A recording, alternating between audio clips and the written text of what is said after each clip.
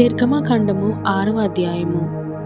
అందుకు యెహోవా, ఫరోకు నేను చేయబోవుచున్న దానిని నీవు నిశ్చయముగా చూచెదవు. బలమైన హస్తము చేత అతడు వారిని పోనిచ్చును. బలమైన హస్తము చేతనే అతడు తన దేశంలో నుండి వారిని తోలివేయునని మోషేతో అనెను. మరియు దేవుడు మోషేతో ఇట్లనెను, నేనే యెహోవాను, నేను సర్వశక్తిగల దేవుడను. పేరున అబ్రహాము, ఇస్సాకు, యాకోబులకు ప్రత్యక్షమైతిని కాని యెహోవాను నా నామమున నేను వారికి తెలియబడలేదు. మరియు వారు పరవాసము చేసిన దేశమగు కనాను దేశమును వారికిచ్చుటకు నా నిబంధనను వారితో స్థిరపరచితిని.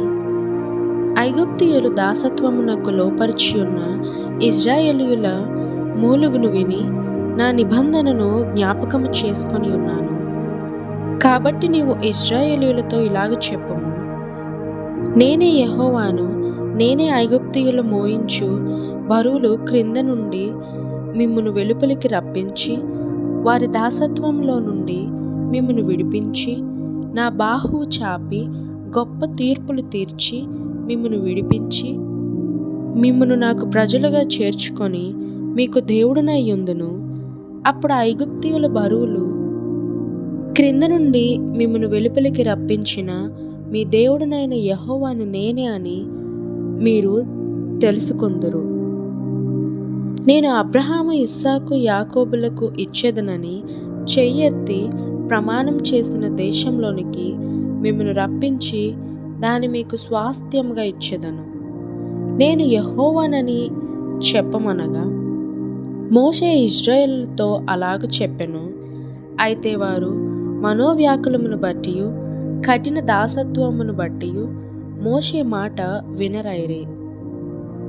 మరియు యెహోవా మోషేతో, నీవు లోపలికి వెళ్ళి ఐగుప్తు రాజైన ఫరోతో ఇశ్రాయేలీయులను తన దేశంలో నుండి వెలుపలికి పోనీయవలెనని అతనితో చెప్పుమనెను. అప్పుడు మోషే, చిత్తగించుము, ఇశ్రాయేలీయులే నా మాట వినలేదు. మాటమాంద్యము గలవాడనగు నా మాట ఫరో ఎట్లు వినునని యెహోవా సన్నిధిని పలికెను. మరియు యెహోవా మోషే అహరోనులతో నిట్లనెను, ఇశ్రాయేలీయులను ఐగుప్తు దేశంలో నుండి తాము వెలుపలికి రప్పించుటకై ఇశ్రాయేలీయుల యొద్దకును ఫరో యొద్దకును వెళ్ళవలెనని వారికి ఆజ్ఞాపించెను. వారి పితరుల కుటుంబముల మూల పురుషులు ఎవరనగా ఇశ్రాయేలు జ్యేష్ఠ కుమారుడైన రూబేను కుమారులు హానోకు, పల్లు, హెస్రోను, కర్మి. వీరు రూబేను కుటుంబములు. షిమ్యోను కుమారులు యోము, ఏలు, యామీను, ఓహాదు, యాకీను, సోహారు, కనాను స్త్రీకు కుమారుడైన షావూలు.